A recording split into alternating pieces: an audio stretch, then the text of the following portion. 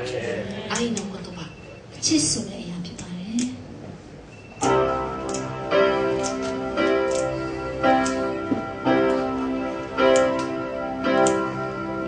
たとえ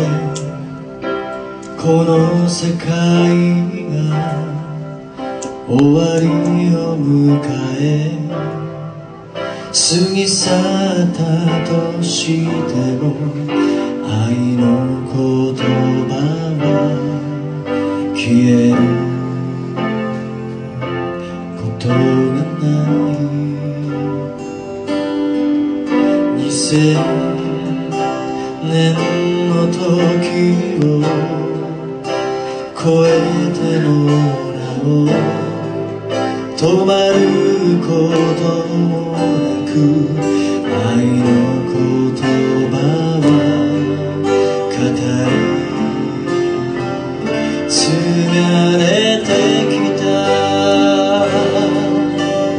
気づいてほしいその約束は命を与えあなたを救い憩いの通りへと導く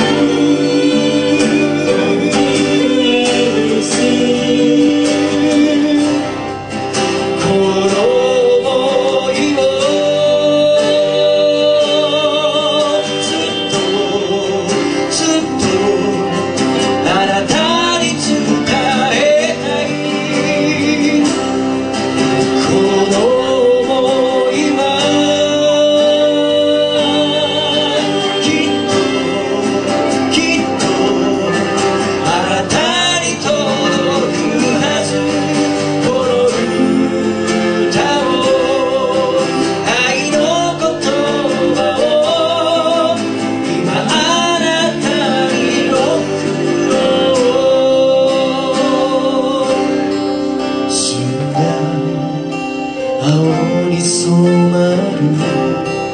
地球に生きる人々のため愛の言葉は備え